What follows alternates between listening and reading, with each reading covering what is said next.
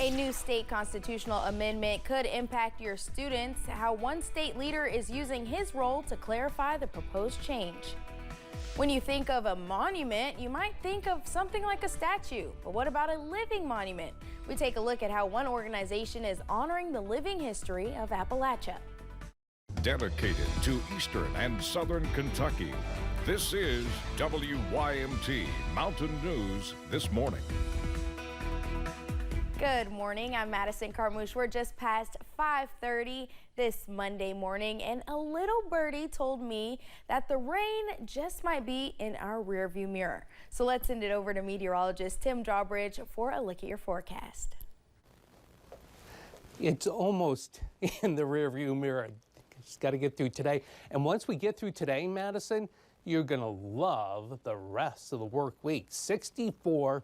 Mostly cloudy outside our door, and there could be a little fog in a few spots, at least at the reporting station coming from Harlan. Visibility less than a mile, Williamsburg about 3 miles, but nonetheless, things are looking a-okay across the Commonwealth this morning. It's in the mid-60s from Prestonsburg to Jackson. 64, like I mentioned, here in Hazard. 67, a very popular temperature still here at 532. From Middlesboro and on over to Manchester and Irvine, it's 68 your way at Moorhead. Some breaks in the clouds, but also a few radar returns. We'll ignore this up towards 64. Pikeville down to Harlan, a couple of showers, and that's the way things go for the first 2/3 of the day. Otherwise, partly sunny. The humidity drops a high of 77. More about the ARH First Alert 7-day forecasts in a few moments. Madison? All right, Tim, thank you.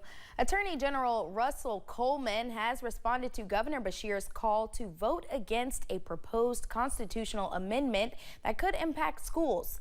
Amendment 2 would allow some tax dollars to be redirected to private schools. Supporters say it would provide more options for parents, while opponents, including Pulaski County school leaders, argue it could harm public school funding. The school district recently removed Facebook posts opposing the amendment following a warning from Coleman. The Attorney General said he values the governor's comments, but emphasized his role is to clarify and enforce the law. My job as Attorney General, and he should remember this as a former Attorney General, my job is to very clearly spell out what the law is, and then if the law is violated, enforce the law. The amendment will be on the November ballot in Kentucky. In other state news, Governor Beshear announced some counties in eastern Kentucky will receive millions of dollars in funding to help with flood relief efforts. The governor also provided an update on another project in Breathitt County. Nearly $50 million will improve a stretch of Kentucky 15 and further stabilize Panbull Dam. Judge Executive Jeff Noble says the work has already started, and this will make traveling safer for people in the community. Sitting here in this seat, I mean, that's my main priority first. Well, my priorities are kids, but the roads is the next thing, and it's just high up on the list that has to be safe, you know, and that's just going to make it so much safer. Transportation officials say more than 13,000 vehicles use this section of Kentucky 15 in Jackson each day. Hindman Settlement School hosted a volunteer weekend to help restore damaged items from devastating flooding. WYMT's RJ Johnson shares how the group was able to do this restoration. A group of volunteers spent their weekend restoring archives at Hindman Settlement School that were damaged in the July 2022 flood. Their main objectives were to empty a lot of folders that we had that were from the freezer. We were very successful that we got about 10 folders done and put into boxes, and now they're ready for processing.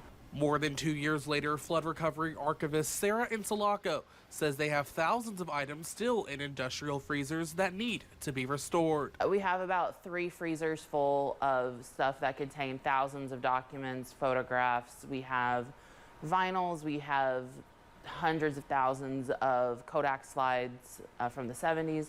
And all of that is going to have to be reprocessed, cleaned. She says having people come and help clean off items helps them towards their goal of making them more accessible. It's helping us get through all the materials so it could be accessed again, since most of the stuff, if not all of the stuff, was not digitized. We now are in the process of starting to have plans to digitize them so it can be accessible. For not just them, but for everyone. The whole reason we're doing this and the whole reason for an archive is accessibility.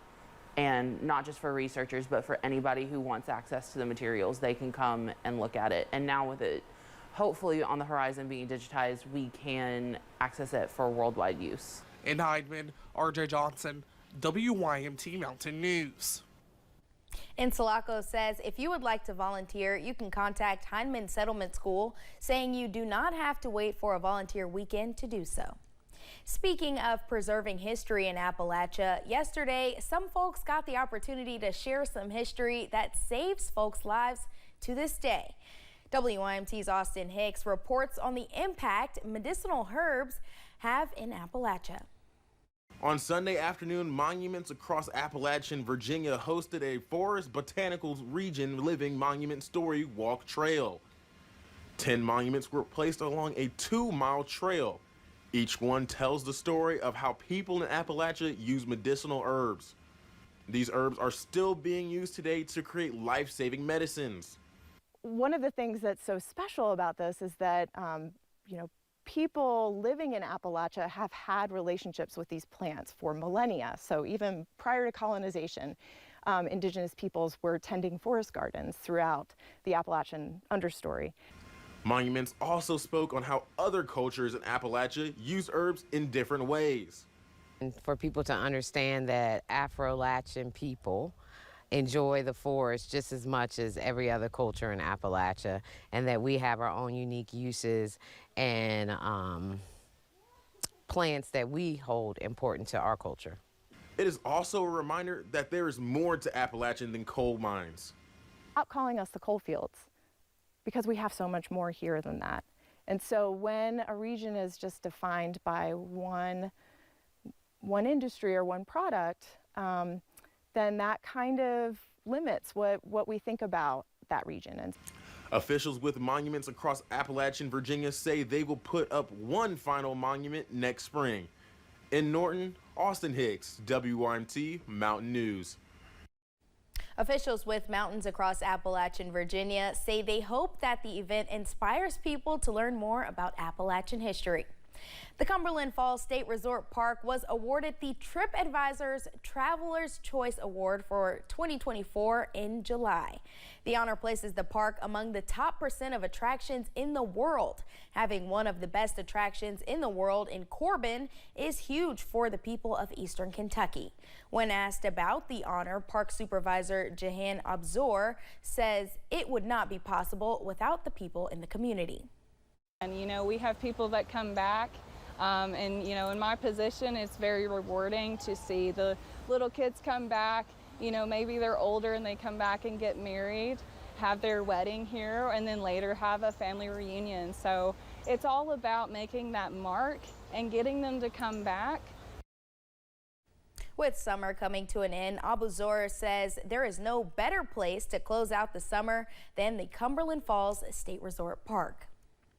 There are no shortages of parks here in Eastern Kentucky, and at the Cumberland Falls State Resort Park, people came to make sure their park is clean. WYMT's Austin Hicks was there for the cleanup. The Cumberland Falls State Resort Park is home to the biggest waterfall in Kentucky, known as the Niagara Falls of the South. The park attracts thousands of people every year. Jihan Abuzor says to help keep the park clean, folks in the community are needed. We do cleanups every month during school season of the months for University of Cumberland, but during summer season, at peak season, we have all the visitors coming in, so why not do a public cleanup?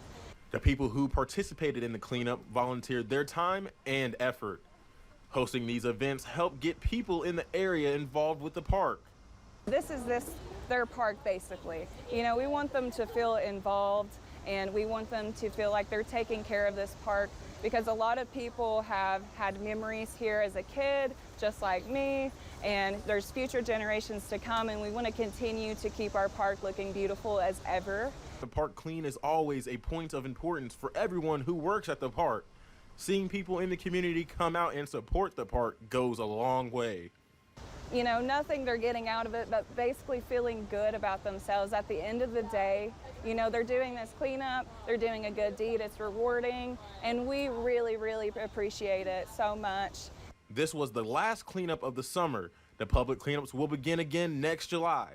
In Corbin, Austin Hicks, WYMT Mountain News. Cumberland Falls was not the only place in eastern Kentucky where folks gathered to clean up. Dozens of people gathered in downtown Prestonsburg to pick up throughout the city. Organizers say having a clean city promotes a better quality of life for not just people living in the city, but also tourists. Mayor Rick Hughes says they want to help their landscape department, which is experiencing staffing shortages.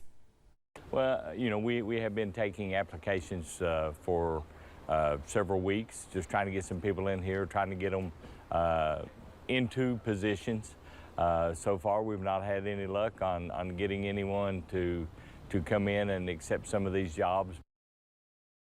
Members of the University of Pikeville's men's soccer team also joined in on cleaning up. Hughes says everyone worked together to keep the community clean. Middle school students also made their way to help pick up. A father and son team up to take on the Emmys, and National Geographic is taking you on a deep dive into the sea. That and more coming up in today's Eye on Entertainment. You're tired of the rain, you're tired of the warmth and the humidity? We've got some great news for you. All the details in your ERH First Alert 7-day forecast coming up right after this.